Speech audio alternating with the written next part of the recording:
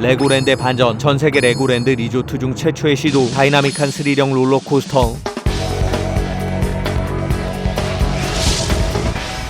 안녕하세요, 동캐플렉스의 동캐입니다. 제가 얼마 전에 로봇랜드 영상을 올렸을 때 비슷한 류의 댓글들이 엄청나게 달렸어요. 레고랜드보다 좋아 보이는데요. 레고랜드보다 더 가성비 있어 보이네요. 칭찬 레고랜드보다 훨씬 좋아 보이네요. 물론 레고랜드는 안 가봤지만 그 이름도 유명한 레고랜드. 사람들 평가가 바닥을 넘어 지구의 해까지 꺼져버린 느낌. 저 역시 오픈 초기에 많이 실망했던 장소예요. 심지어 겨울엔 운영하지 않고 여름엔 땡볕에 고생이 이어지면서 흑역사는 계속 쌓여왔는데, 하지만 지난 3년 레고랜드는 여러가지 변화를 시도해왔어요. 오늘은 그 변화들과 최근에 만들어진 세계 최초 롤러코스터, 마지막엔 효율적으로 레고랜드를 즐길 수 있는 풀코스까지 제가 완벽하게 정리해볼게요. 휴일 아침에 살짝 막히는 상황을 대비해서 일찌감치 집에서 출발. 춘천까지 겨우 1시간 20분 만에 도착했습니다. 접근성은 나쁘지 않은데 이거 왜 주차장 문이 안 열려? 지나가는 셔틀버스 기사님께 여쭤봤어요. 기사님, 이거 바리케이트가 왜 안 열리죠? 파크 개장 1시간 전 10시에 열려요. 이게 바로 레고랜드의 첫 번째 변화. 오픈 시간이 11시로 늦어졌어요. 다행히 여러 대 차량이 모이면서 바리케이트는 9시 40분쯤 오픈. 차를 대고 정문으로 걸어가면 두 번째 변화. 방문객이 엄청나게 줄었습니다. 서울랜드보다 훨씬 널널하고 얼마 전 방문했던 로봇랜드와 비슷한 정도. 그리고 이어지는 세 번째 변화. 파크 입장 전 오프닝 쇼가 펼쳐져요. 오른쪽 왼쪽 아래 앞으로 닌자 앞으로 고. 어린이들에겐 콜드플레이 공연보다 더 흥분되는 광경. 가장 호응이 좋았던 한 명을 뽑아서 함께 파크를 오픈하고 레고도 증정해줘요. 그리고 들어가자마자 보이는 네 번째 변화. 오픈 초기에 운행하지 않던 레고 팩토리 어드벤처가 절찬리에 운영 중이에요. 사실 이놈이 레고랜드에서 가장 개성 있는 어트랙션인데 전 세계에서 미국과 한국 단 두 군데만 있어요.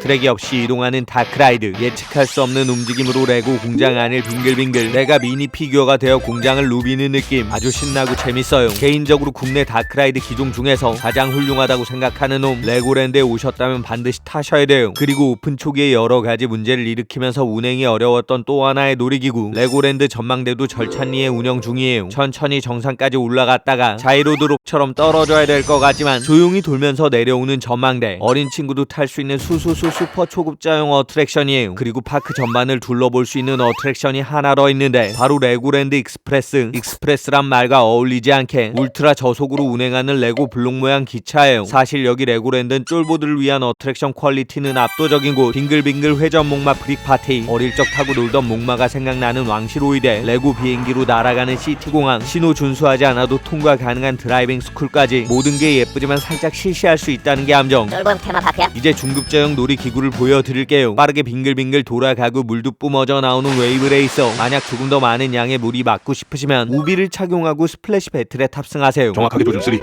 발사.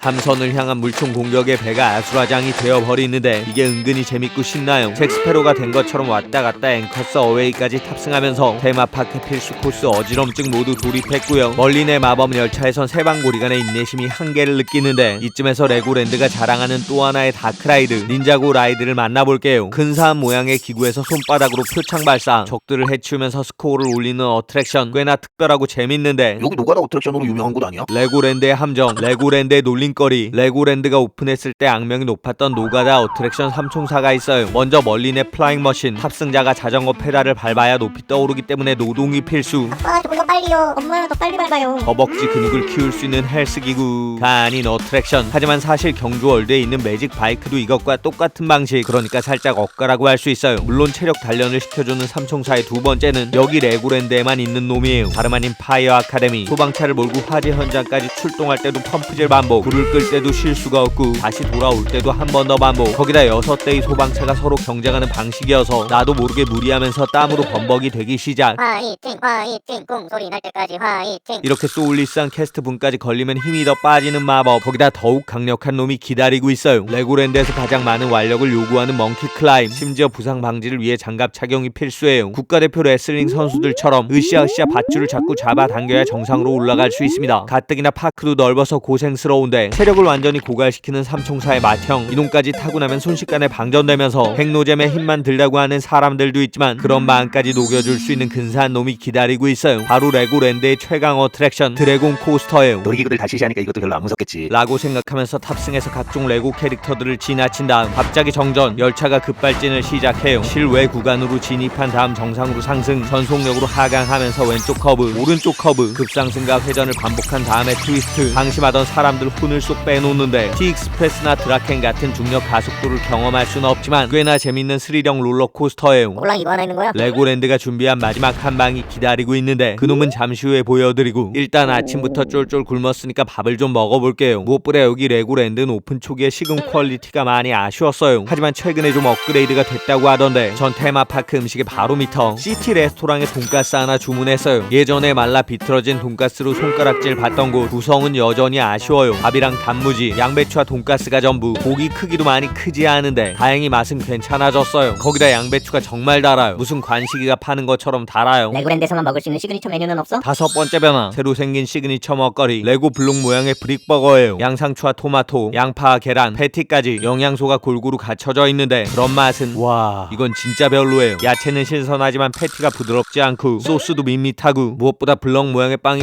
퍽퍽해요. 거기다 세트 가격이 무려 16,900원. 솔직히 절대 추천할 수 없어요. 물론 감자까지 싹 다 먹긴 했으니까 좀 쉬어야 될 것 같은데 레고랜드엔 태양을 피할 수 있는 공간이 부족해서 욕을 많이 먹었었죠. 여기서 여섯 번째 변화, 파크 이곳저곳에 그늘막이 생겼어요. 요즘 날씨가 얼마나 더운데 그늘 가지고 되겠어? 그런 분들을 위한 일곱 번째 변화, 브릭토피아 라운지가 오픈을 했습니다. 베이커리와 음료를 파는 시원한 공간, 옆쪽에서 트레일러로 공급되는 블록을 가지고 다양한 주제의 레고를 만들 수도 있어요. 가장 잘 만든 친구에게 시상도 하는 방식, 엄마 아빠들 입장에선 나쁘지 않죠. 엄마 도와주세요.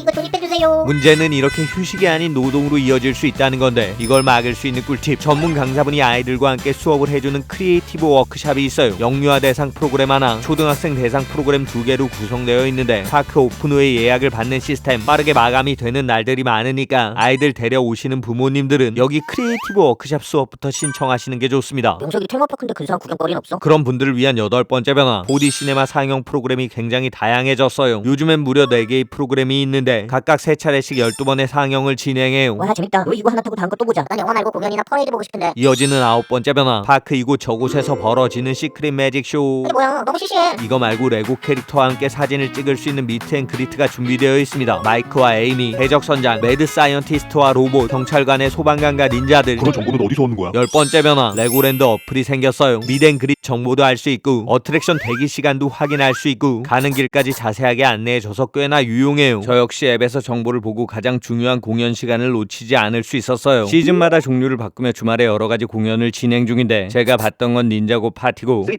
1, 렛츠 고! 쪼쪼 댄스보다 더 신나는 닌자고 댄스, 관객들 단체로 콘서트는 아니 제가 테마파크에서 봤던 공연 중에 가장 열광적이에요. 이거 봐, 애들 놀 것만 많다니까. 이런 편견에서 벗어나기 위한 가장 중요한 11번째 변화, 레고랜드의 반전, 전세계 레고랜드 리조트 중 최초의 시도, 다이나믹한 스릴형 롤러코스터, 스핀지쭈 마스터예요. 동그란 좌석에 4명이 탑승, 빙글빙글 돌면서 천천히 상승한 다음 고속으로 낙하하면서 회전, 용의 불꽃과 함께 다시 꺾이면서 트위스트하고 이름에 들어간 스핀이란 말처럼 밖으로 튀어나갈 듯 돌아가기 때문에 정말 닌자처럼 세상을 날아다니는 느낌. 커브와 하강 구간이 많아서 원심력을 강하게 느낄 수 있어요. 이거 제주도에서 본 적 있는데. 맞습니다. 제주 신화월드에 있는 댄싱 오스카와 같은 기종. 하지만 레고랜드에서 이 기종을 도입한 건 전세계 최초예요. 거기다 이놈만이 가진 장점이 두 가지 있는데 첫 번째는 짐을 넣을 수 있는 락커 시설이에요. 타는 쪽에서 짐을 넣고 반대쪽 내리는 곳에서 찾을 수 있는 똘똘한 방식. 그리고 또 하나의 장점은 회전율이 아주 좋습니다. 신규 어트랙션인데도 웨이팅이 아주 길지 않아요. 무엇보다 저녁 시간이 되면 10분 이내로 줄이 짧아져요. 사실 레고랜드에서 웨이팅이 가장 긴 놈은 다름 아닌 해상경비 아카데미. 배를 운전해서 아주 천천히 이동하는 놈인데 회전율이 극악이에요. 그럼 그거부터 타야 돼? 아이 그래도 롤러코스터부터 타야지. 레고랜드 시그니처 팩토리 어드벤처 먼저 타야 되지 않을까? 파크가 넓고 운영 시간은 짧아서 잘못하면 시간과 동선이 꼬여버릴 수 있어요. 그러니까 치밀하고 꼼꼼한 계획이 필요해요. 이쯤에서 레고랜드 완벽하게 즐길 수 있는 동캐 추천 풀코스 알려드리면, 먼저 티켓은 제휴카드 할인과 이벤트 가격으로 미리 구매하세요. 현매 할인은 거의 없습니다. 휴대폰에 앱 설치하시고 파크 오픈 1시간 전에 핑크 구역에 주차, 천천히 파크로 걸어가세요. 걸어가는 게 어려운 분들은 오렌지 구역에 주차를 하시고 셔틀버스 타고 이동할 수도 있어요. 사진 몇 장 찍으면서 기다리다가 11시에 파크 입장, 가장 먼저 크리에이티브 워크샵으로 이동한 다음 수업을 신청하세요. 물론 어린이들이 없다면 어트랙션부터 타야 되는데 웨이팅 제일 긴 해상 경비부터 타면 돼. 그놈은 너무 시시하고 줄만 길기 때문에 과감하게 패스하시는 걸 추천해요. 오히려 입구에 있는 레고 팩토리 어드벤처를 먼저 탑승하는 게 꿀팁. 이건 레고랜드 아니면 절대 탈 수 없습니다. 그리고 나서 캐슬 구역으로 이동, 레고랜드 최강 어트랙션 드래곤 코스트를 먼저 타세요. 이놈은 회전율이 은근히 떨어지기 때문에 무조건 초반에 타시는 걸 추천해요. 그 다음 동선을 줄이기 위해 왕실우이드에 탑승. 유치해 보이지만 탑승 후나 출발 전에 인생샷을 남기기에 꽤나 좋아요. 다음으로 레고랜드 전망대, 멀린의 플라잉 머신, 멀린의 마법 열차까지 타고 나서 파크에서 열리는 공연은 시간 놓치지 말고 관람하세요. 캐릭터랑 사진도 찍고 닌자고 보더 라이드랑 스핀지쭈 마스터까지 클리어하면 간식 타임. 사이즈 애플 프라이즈의 와플이 인기 많으니까 참고하시고, 나이츠 비스트의 브릭 버거는 절대로 비추. 그 다음에 파이레츠 구역의 앵커스 어웨이, 스플래시 배틀까지 타고 나서 레고시티 구역으로 진입. 여기 시티 레스토랑에서 식사하시고 4D 시네마 관람하면서 체력을 보충하세요. 충전 끝났으면 체력 고갈시키는 파이어 아카데미아 멍키 클라임 탑승하는데 서로 힘들어하는 모습을 보면서 웃어주는 게 핵심. 이제 나머지 어트랙션 좀 더 타고 크리에이티브 워크샵 신청하신 분들은 수강하시는데,